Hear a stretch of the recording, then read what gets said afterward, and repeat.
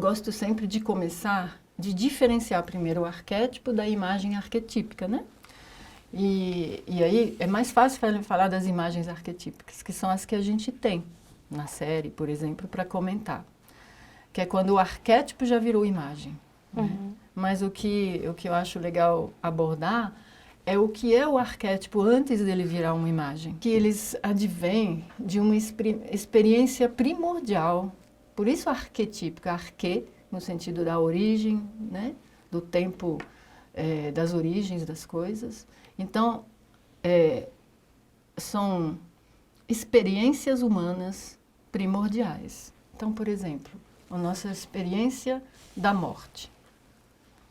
É uma grande experiência. E é uma experiência absolutamente universal que gerou sensações, emoções, né? Impressões e tudo mais. É um arquétipo. Só que esse arquétipo ele não possui uma forma. Porque a morte ela é representada de muitas maneiras diferentes, em muitas culturas diferentes. Né? Então, em si, o arquétipo ele não tem uma forma. Ele só é uma experiência primordial. Uma experiência primordial. E que muito difícil de entender no início. Quando eu comecei esse estudo, eu tive uma dificuldade muito grande. Eu acho que a maior dificuldade foi entender o arquétipo, justamente. Uma vez, é um processo curioso, porque esse pensamento cartesiano, né, de conceito, de explicação, de entendimento detalhado, ele não entra muito bem aqui, né? Mas uma vez que se compreende, apenas se compreende. Então, em diálogos com outras pessoas, explicando um pouco do estudo e falando sobre isso, a minha maior definição é que o arquétipo simplesmente é. Se alguém me pergunta o que é um arquétipo, é difícil dizer de pronto, de maneira que seja didática, para que o outro, que não tem familiaridade com todo esse universo, entenda, né? Mas é fácil quando a gente coloca dessa forma, o arquétipo é. A morte é. Isso, porque é uma experiência, né? É uma experiência. Primeiro. Aí você tem o arquétipo da morte, que eu acho que exemplifica bem essa questão coletiva, né? E aí, no fundo, todas as grandes experiências primordiais da humanidade, o nascimento, o sol, a existência do sol, a existência da lua, a mãe, né? O nascimento, a gente pode conectar com a mãe, o pai, o filho, a criança, o velho, o novo. O tempo, que mais?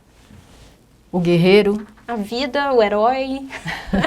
Então, poderíamos ficar falando aqui por horas a fio, porque não tem fim, né? Eu acho que é importante entender, né, falar disso e falar também que esse arquétipo, ele se conecta com os instintos e com o corpo. Então, todas as experiências primordiais, elas geram uma experiência que também é física, é corporal. Porque a gente só tem experiência com o que a gente é, que é o nosso corpo.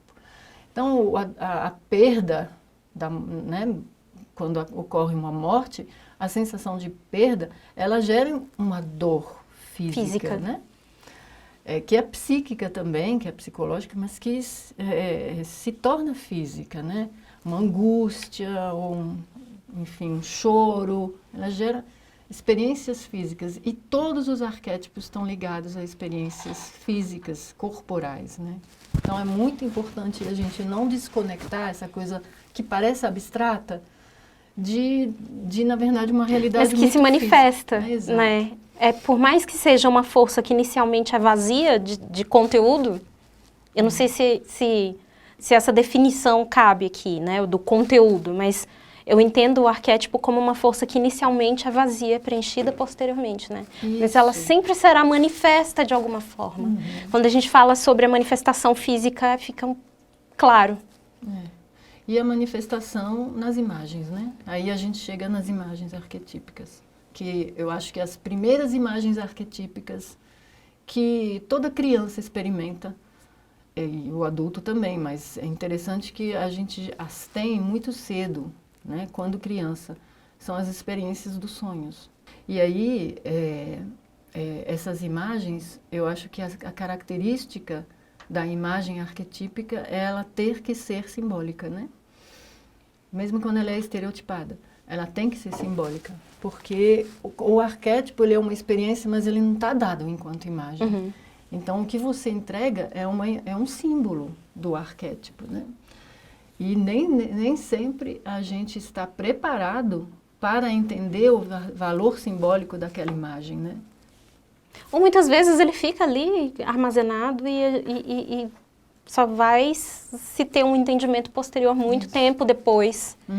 Muitas experiências depois, um consumo de uma série ou de um livro lá de trás, acaba fazendo um sentido. Ou se manifestando, isso é uma coisa que acontece comigo. Assim, um livro que eu li há 5, 10 anos atrás, às vezes ele volta. E eu sonho com algum elemento, alguma coisa. É difícil lembrar de onde aquilo veio, né? Mas às vezes essas associações vêm. Exatamente. Essa palavra eu acho que é a melhor. Associações. Porque os símbolos, eles funcionam assim, né? A gente estava falando de que não é sempre necessário ter linearidade, né? E explicações causais, né? E racionais para as coisas. Porque o símbolo, ele não funciona por relação causal. Ele funciona por associação, correspondência, coisas que lembram outras coisas e que você vai puxando os fios da meada e chegando em um determinado lugar.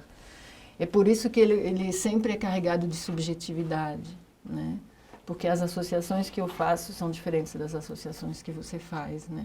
Para fazer essas associações ou vivenciar um significado simbólico ou ser tomado ali por uma potência simbólica, basta existir, né? Isso é muito instintivo, isso é muito humano. Isso. É um conhecimento, esse do símbolo, que ele é repleto de não conhecimento, de mistério, né? E que muitas vezes a gente coloca ali numa prateleirinha de esoterismo, né? Como o livro dos sonhos ou das interpretações.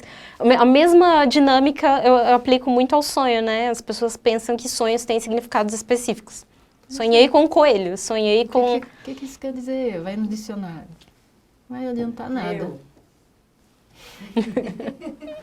Para além da parte instintiva da mente humana, existe ali uma permissão do eu em se entregar àquele processo e abraçar toda uma parte do inconsciente e permitir que ele venha à tona. Esse processo não precisa ser tão racional, a ponto da gente ter que decodificar e entender significados ali que estejam publicados no livro. Como se fosse um senso comum, né? Mas existe o processo de entrega, que também é muito importante. Quanto mais a gente interpreta os próprios sonhos e quanto mais a gente interpreta as imagens simbólicas na vida, no geral, mas com essa liberdade que o símbolo permite ter, né, de que não tem um certo e o errado, é a coisa mais difícil do mundo. A gente é tão preso a essas noções científicas de certo e errado, racionais de certo e errado, que a gente às vezes nem ousa mais ver uma imagem e, como se diz, viajar, né? A pessoa viaja muito. É maravilhoso isso. Na verdade, não é uma viagem, é um devaneio, né? Eu gosto muito de trazer a palavra impressões para esse processo.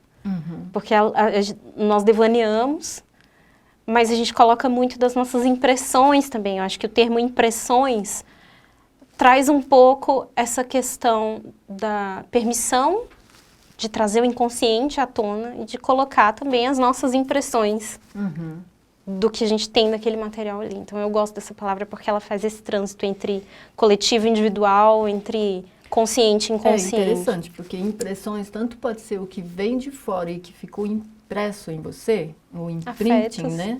Os afetos, as coisas que marcaram a sua existência. Então, impressão nesse sentido. E impressão porque a gente tem impressões que a gente pode deixar, né? Nossas pegadas, nossas marcas. É bem interessante isso para pensar o símbolo mesmo.